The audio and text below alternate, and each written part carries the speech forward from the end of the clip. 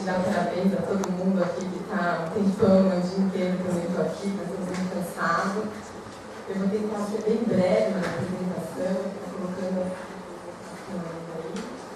E eu vou falar um pouco sobre gestão democrática, né? O princípio da gestão democrática. Eu comecei a trabalhar com planejamento urbano aqui, no litoral, no primeiro GECO, em 2000. Eu participava de uma ONG que chamava Ao Norte, e a gente organizou toda a sociedade civil em parceria com o governo do Estado, né, com a Secretaria de Meio Ambiente, para elaborar, né, naquela época o GECO.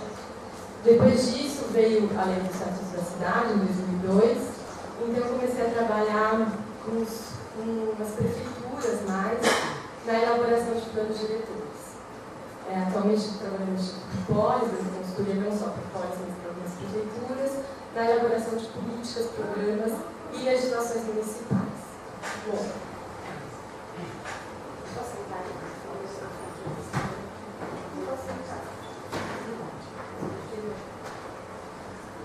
Bem, a gente vive hoje no Brasil um novo marco jurídico relacionado às cidades.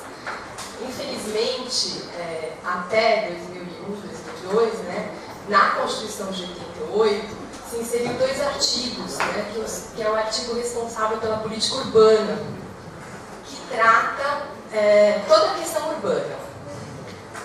Esses 2 artigos eles foram inseridos na Constituição de 88 mediante o processo constituinte, que foi um processo aberto, né, que foi um processo que aconteceu em Brasília, amplamente divulgado, onde teve a participação de vários movimentos sociais.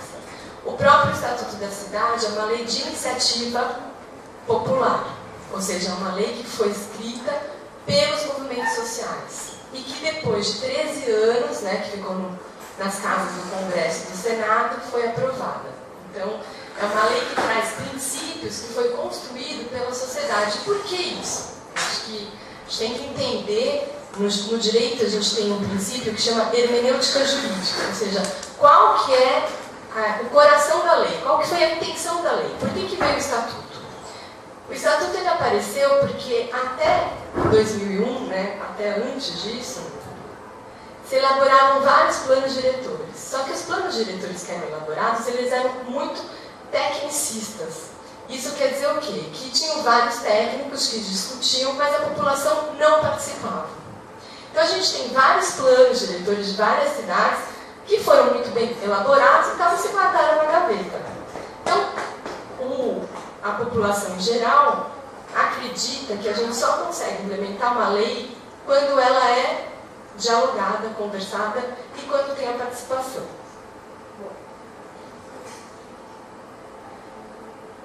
Eu ia falar um pouco sobre os artigos da Constituição, mas esse primeiro artigo, ele vai falar que o Estado é um Estado democrático. Então, o princípio da participação ele já está no artigo 1º da Constituição. E no parágrafo único, fala que todo poder emana do povo. Então, assim, não existe uma forma... E esse poder ele pode ser exercido de 2 formas. Representantes eleitos, né, que é o que acontece, né, tanto nas casas do Senado, do Congresso, no município, aqui na Câmara, né, e os próprios prefeitos e chefes dos executivos, como também em participação direta. E o que é a participação direta? E como que eu queria explicar um pouco também como que a gestão democrática ela vai se casar junto com a representação dos eleitos. Como que a gente pode fazer uma gestão em que exista, sim, representações de pessoas eleitas, mas junto com a gestão democrática. Então, você ter um representante não quer dizer que a gestão vai ser feita única e exclusivamente por ele. Hoje, na Constituição, isso não acontece mais. Então, precisa ter conselhos, né, conferências, fundos, né, que vão ser geridos, também por representantes da sociedade civil. Isso veio desde a Constituição.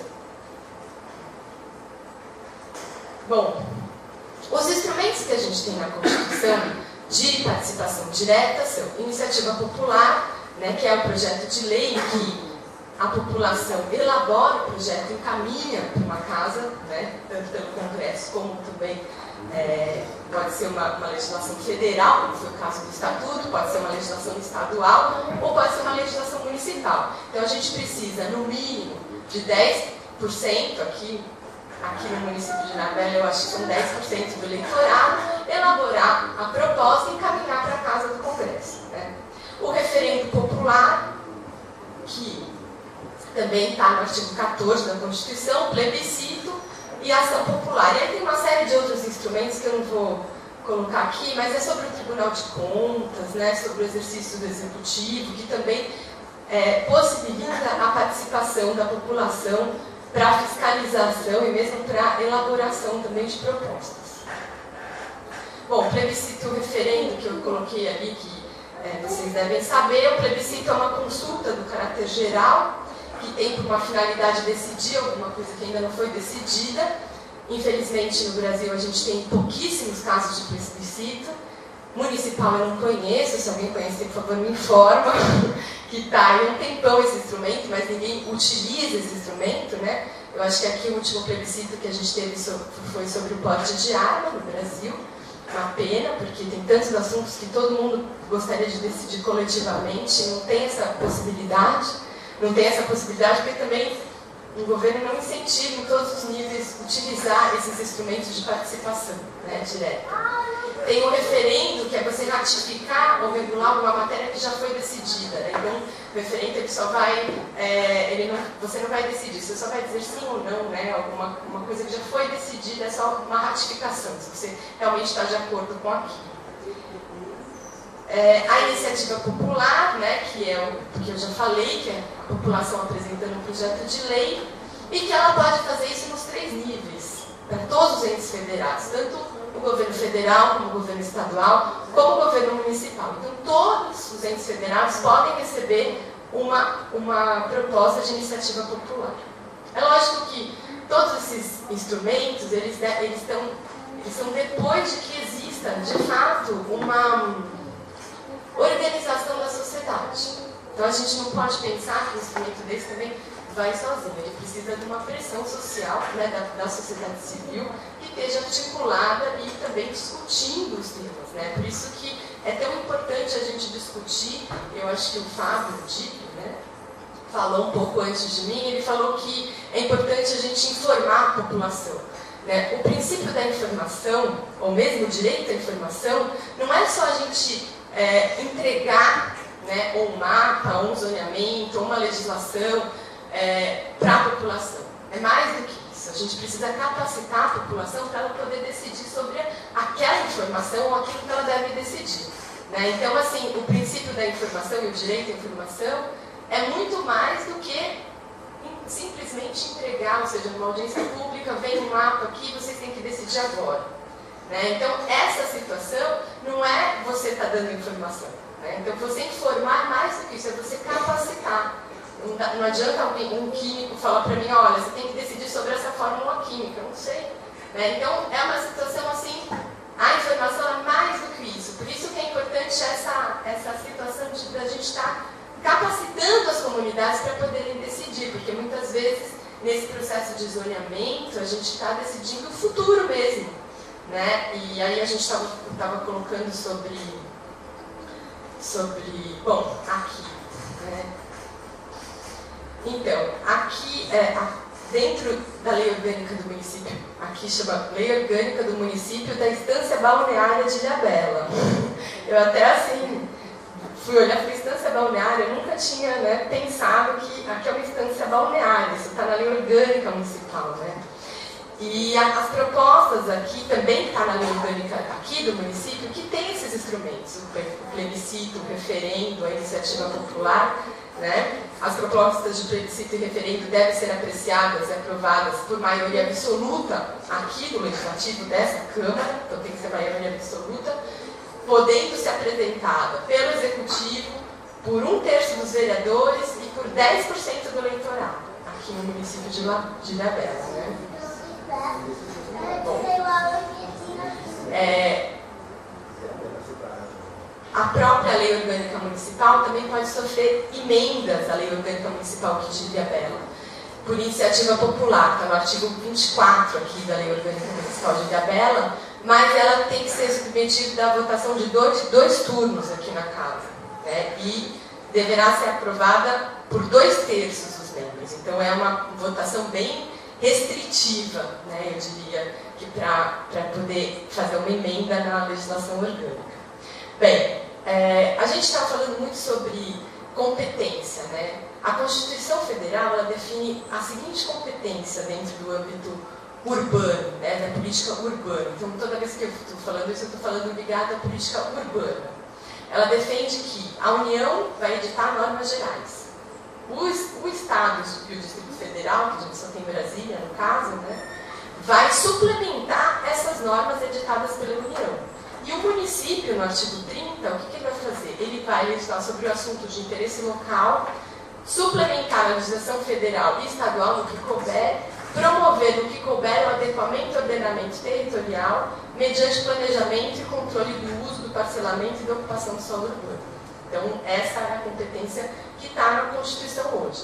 E o desafio é esse, é compatibilizar, no caso aqui, o planejamento urbano, né? Porque aqui é um caso bem específico de se ter um planejamento regional, coisa que não acontece, por exemplo, em outros estados. A gente tem o projeto Orla, né, no litoral inteiro, mas o projeto Orla, muitas vezes, ele traz diretrizes, mas não traz zoneamento. E não é um projeto que muitas vezes é vinculado no zoneamento. Por exemplo, na cidade de Fortaleza, lá no Ceará, a gente fez o plano diretor de lá, e o projeto Orla tinha sido muito discutido com a população, muito debatido, e a população fez questão de incluir no plano diretor o projeto Orla. Então, o zoneamento que ele fez, que não era um zoneamento de lei, porque o projeto Orla não vira uma lei, não é como o zoneamento estadual aqui, que veio um decreto, não vira uma lei, o projeto Orla, mas ele indicava algumas situações em que a população tinha debatido muito, gostaria que ficasse daquela forma. Então, na elaboração do plano diretor, nas audiências públicas, a população foi com o projeto Orla desenhado e queria que entrasse dentro do plano diretor. Então, foi assim, entrou pela demanda da população, né? Então aconteceu isso. Então são casos específicos, né? Bom, o ente municipal é o principal responsável pela promoção da política urbana dentro do país, dentro da Constituição e das normas legais. Qual que é a relação que tem os estados e municípios, né, em relação a isso? O município ele tem que se articular com o Estado e com a União, justamente também para facilitar a regularização das terras públicas. Aqui mais ainda, porque a gente tem muito terreno de marinha, muito patrimônio da União, né? Inclusive a ilha mesmo, quando a gente vai entrar com a São José do Capião aqui, né, na Ilhabela, isso vai ser remetido lá, a SPU também se manifestar, né? Então a gente já tem uma dificuldade maior, agora não mais. Mas depende do lugar, porque os terrenos de marinha, eles precisam, você tem que pagar o laudo, enfim, tem uma série de regulamentações específicas, né, sobre terreno de marinha. Então, algumas áreas não, mas outras sim.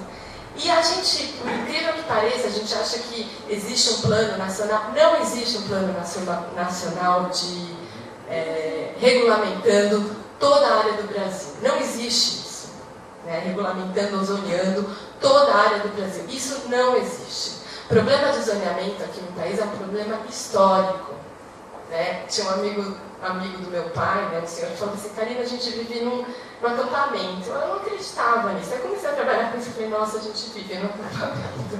Isso porque eu sou advogada, né? E eu vejo assim, é uma situação muito difícil.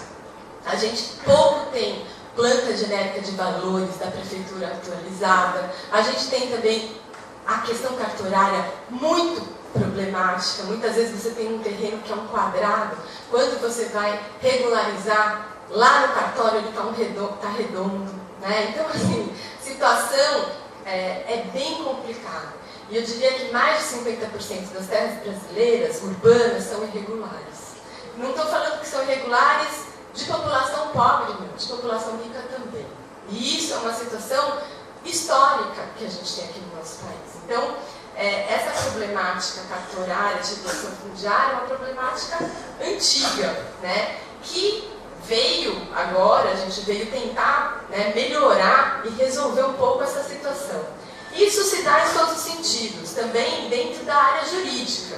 Né? Dentro da área jurídica, hoje a gente não tem um curso de direito em que é obrigatório, né, no país, direito urbanístico. E mais de 80% das pessoas vivem nas cidades.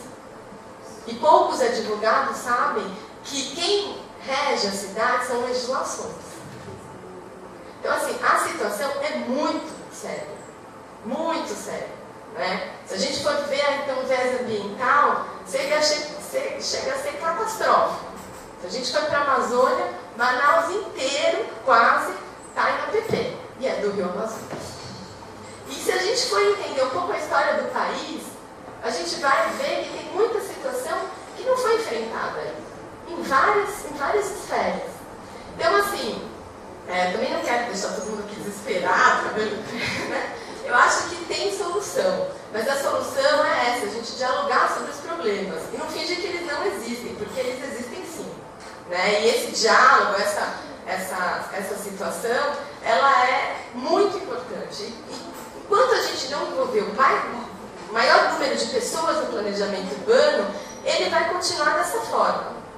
Porque a fiscalização não é exercida, mas não é exercida da forma mais que satisfaça, né, em nenhum âmbito, por uma série de motivos, falta de recursos, falta de contingente, enfim, não vou entrar no mérito, mas fiscalizar aqui no Brasil até hoje não foi a solução.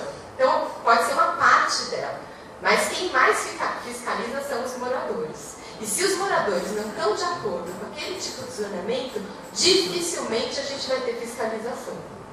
Então, o planejamento urbano entrou no Estatuto da Cidade justamente por isso, porque a gente tinha planos técnicos em que os moradores não eram consultados e no final não fiscalizavam também, aqueles planos não iam ser aplicados.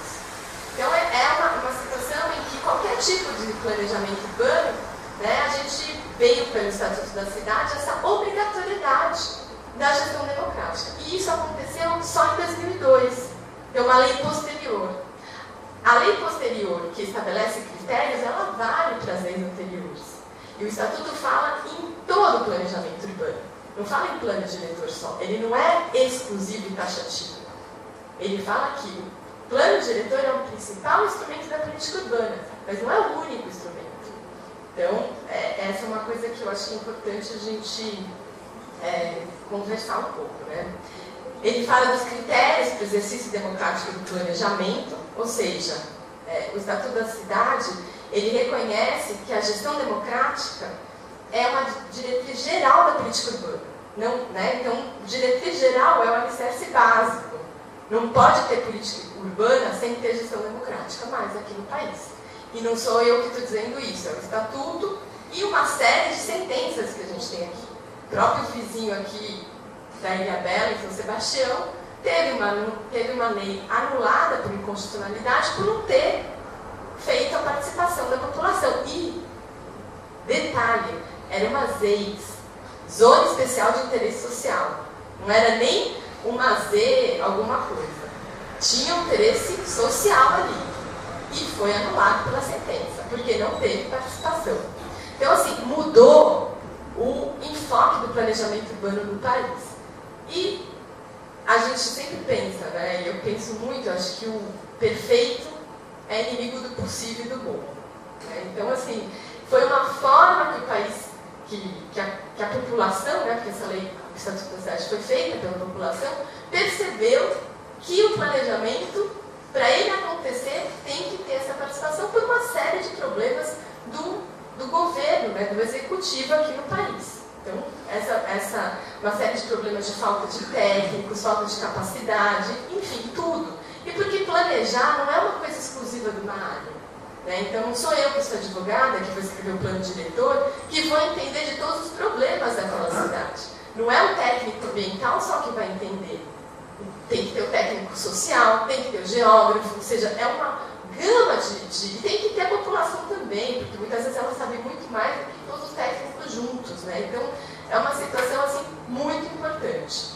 Bom, o artigo 2º, ele fala o que é a gestão democrática. Então, ele fala o seguinte, o artigo 2º do Estatuto da Cidade. Ele fala aqui, é chato ler a lei, né? Mas eu só vou ler essa daqui, porque eu acho muito importante e muito abrangente. Mas ele fala o seguinte, a política urbana tem por objetivo ordenar o pleno desenvolvimento das funções sociais da cidade e da propriedade urbana, mediante as seguintes diretrizes gerais.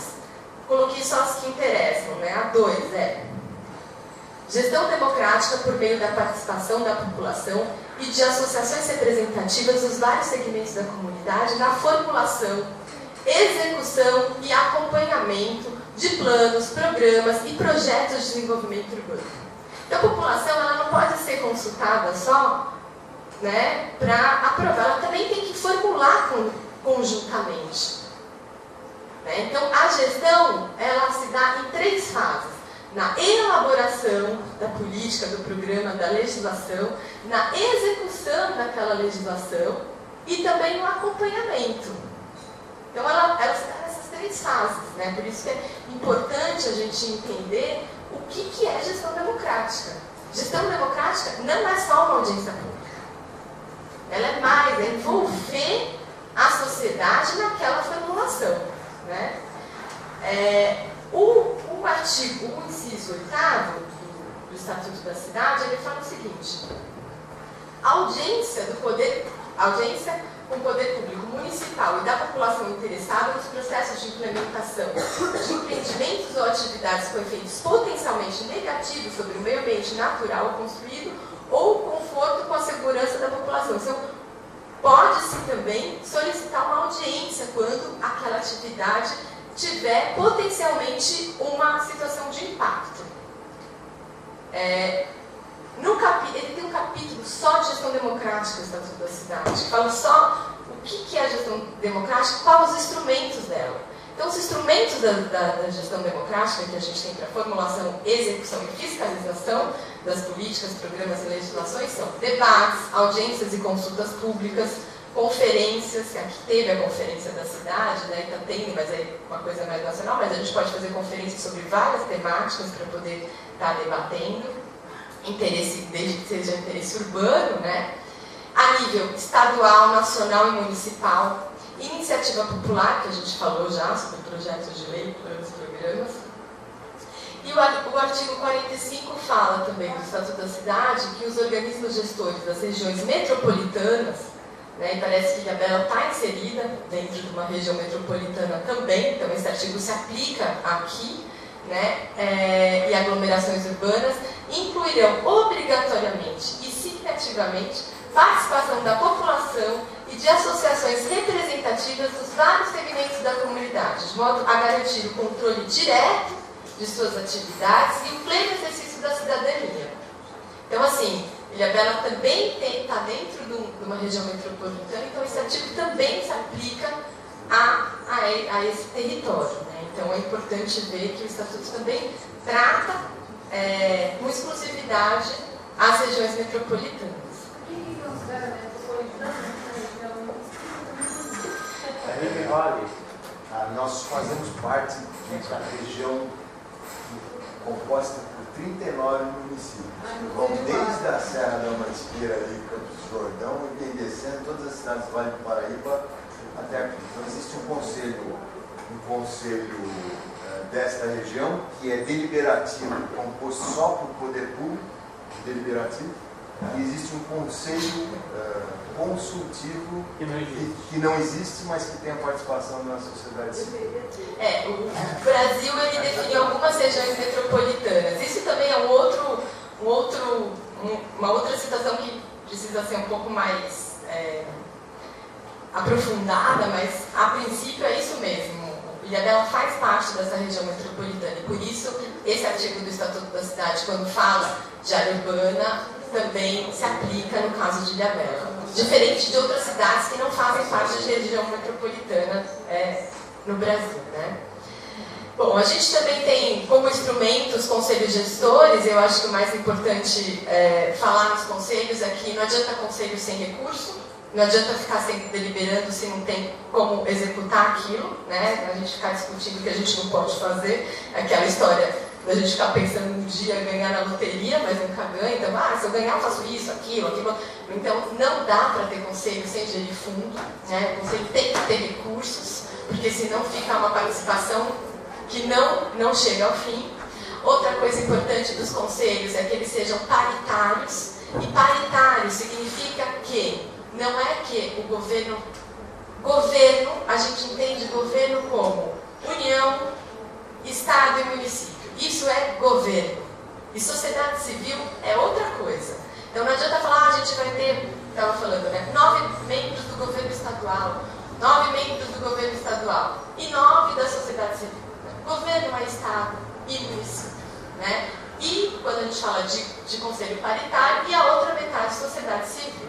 Pode não ser paritário, como acontece em vários conselhos aqui no país. A gente fez um estudo para a União, em que a gente analisou a maior parte dos planos diretores, né? Acho que a gente analisou quase o universo, eu não me lembro ao certo de quantos planos diretores a gente avaliou. Mas a gente chegou na conclusão no final de todos os planos diretores que, infelizmente, o princípio da gestão democrática foi o menos aplicado dentro do planejamento urbano. Né? Existe muito medo também de se dividir o poder da gestão com a população. O que, na verdade, a mim me parece um erro estratégico, porque toda vez que você divide a gestão, você legitima a sua decisão. Então é muito importante isso acontecer. Então poucos governos conseguiram, né, fazer isso dentro do plano diretor, dentro dos conselhos, porque muitos conselhos também são instrumentalizados por legislações específicas, como é o Conselho do Meio Ambiente em várias cidades, porque veio primeiro a política ambiental e obrigou os municípios, para poder arrecadar fundos e tal, ter o Conselho do Meio Ambiente. Então, muitos municípios elaboraram o conselho em legislações que não é o plano diretor, mas mesmo assim a gente viu todos os conselhos que a gente levantou, que esse é um estudo que está no Ministério das Cidades, dá para baixar pela internet e ver o resultado que foi, né? Os conselhos, eles são órgãos autônomos, de natureza própria, né? Eles são colegiados administrativos, se configura como um órgão integrante da administração pública, por isso que a administração pública tem que ceder o espaço, né? Tem toda aquela situação que é importante esse conselho também ter uma assistência técnica, muitas vezes, porque a população precisa entender melhor sobre o assunto para poder decidir, né? Isso também faz parte da informação à população. Bom, eu não falei sobre os conselhos, eles também podem ser tripartites, né? Nesse caso, é quando a gente divide o conselho da sociedade civil em 2 grupos, né? Na questão urbana, em especial.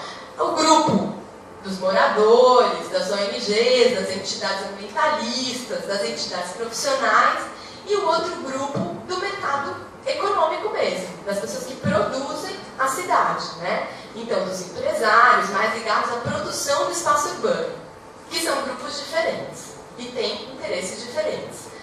A importância do conselho também é que o conselho seja um lugar de debate, porque se ele não é esse lugar de debate, se ele não é esse lugar que vai decidir sobre as finanças, né, sobre a questão também do fundo, isso vai acontecer de outra forma, né? E todo mundo sabe como é a outra forma. Todo mundo tem o seu vereador, vai lá para o seu vereador e vai ser aqui na Câmara que isso vai acontecer, só que sem a participação da população, né? Todo mercado tem um vereador que ele apoia, a população tem o seu vereador também, e isso acontece. Então, a intenção do Conselho é que os problemas das cidades vão primeiro para essa instância, né? E que a população possa participar, e que o mercado possa participar, e que o governo também possa participar.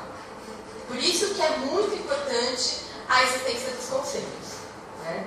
E outra vez, não adianta ter conselho deliberativo que não tenha fundo, porque não vai decidir, né? Vai só sonhar aquele dia que ganhar, né, enfim, que ganha algum recurso, que esse recurso às vezes nunca chega, as pessoas estão lá debatendo horas e se desgastam o processo participativo, porque daí todo mundo não acredita mais, ninguém mais quer participar, não, vamos lá falar, né? Então, é uma situação que é isso, né? Então, não são todos os conselhos que realmente fazem a gestão.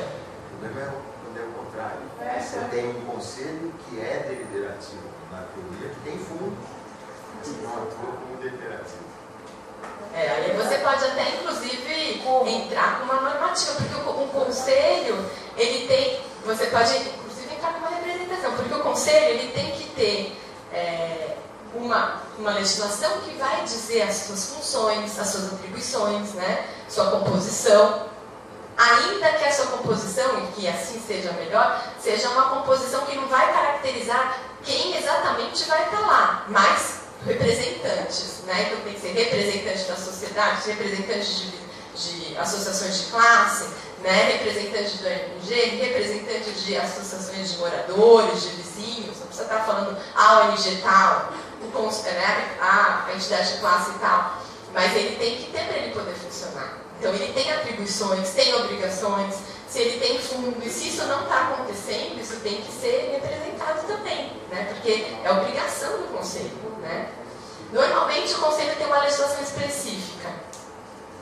Todos têm. Às vezes não tem, vai uma portaria. E aí esses conselhos formados por portaria é um problema mesmo, né? Porque daí ele também não vai conseguir gerar direito do fundo. Então tem que ser por legislação. E se não cumpre a legislação, né, tem que fazer com que cumpra. Né? Então a promotoria também pode auxiliar nisso. Né?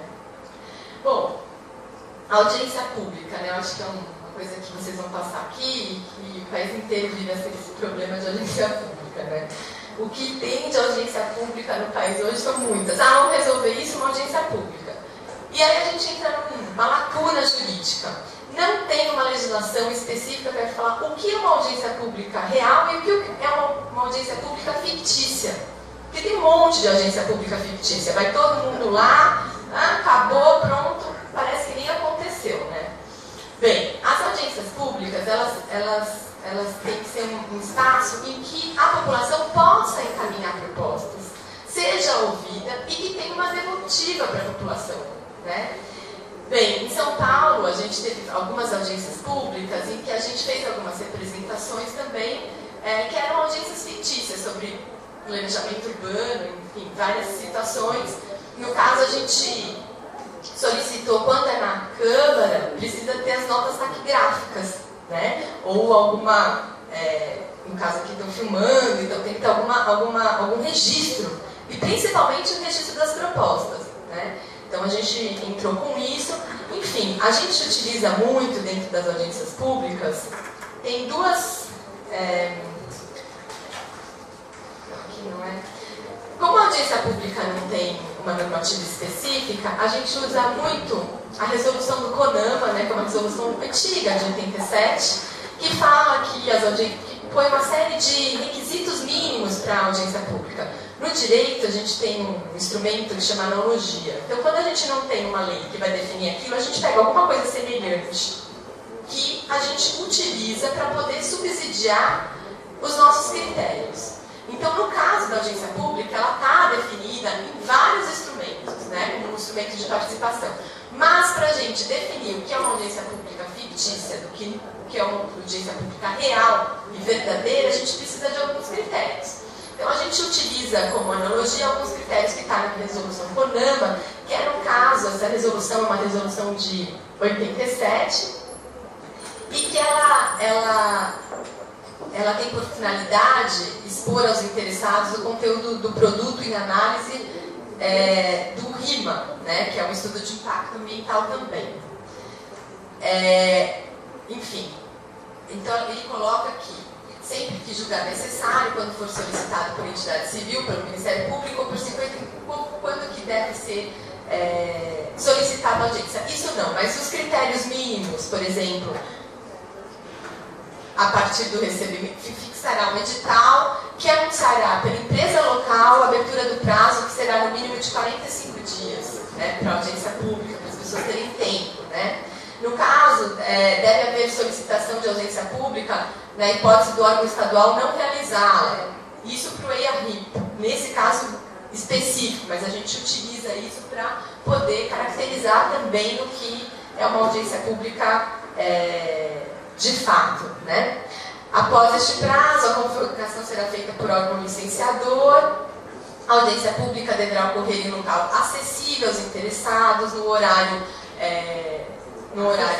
acessível também. Não dá para ser segunda-feira às 10 da manhã, todo mundo trabalha, né? Então tem que ser pós o trabalho, para que as pessoas consigam trabalhar. A função geográfica, né? Quem não?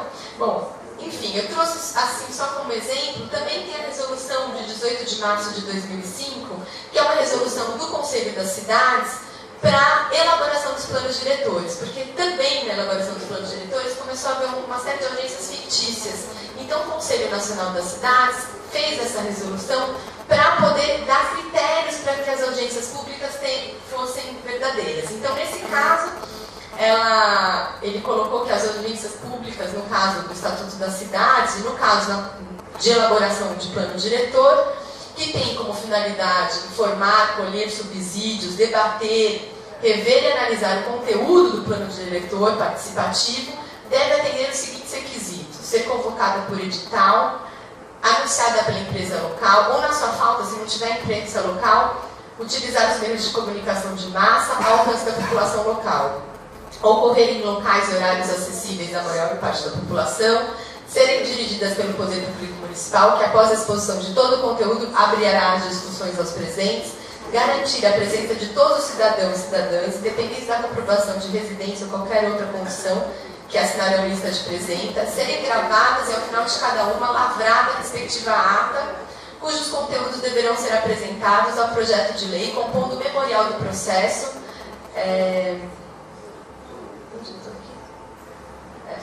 inclusive sua tramitação legislativa. E aí, no caso do plano diretor, ela pode ser convocada pela própria sociedade por 1% dos eleitores do município, né, que já baixa bastante. A proposta do plano diretor deve ser submetida à Câmara, deve ser aprovada em uma conferência ou evento similar, aí continua. Isso é só para a gente entender um pouco com relação às audiências públicas. Bem,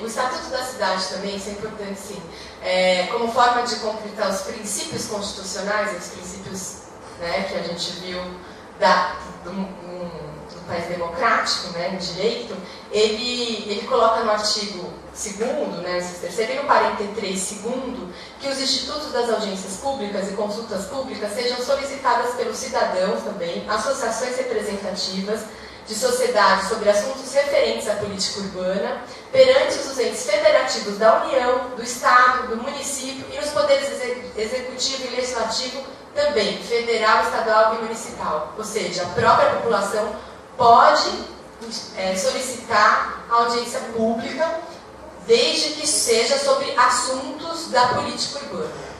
Né? Então, isso foi uma inovação que o Estatuto trouxe também, né, que existe esse direito também da própria população solicitar uma audiência pública, que antes não tinha. Né? Então, sempre as audiências públicas eram feitas pelo poder público e não existia o direito do cidadão solicitar também. Hoje existe isso, então foi um avanço também que ele trouxe no âmbito da política urbana.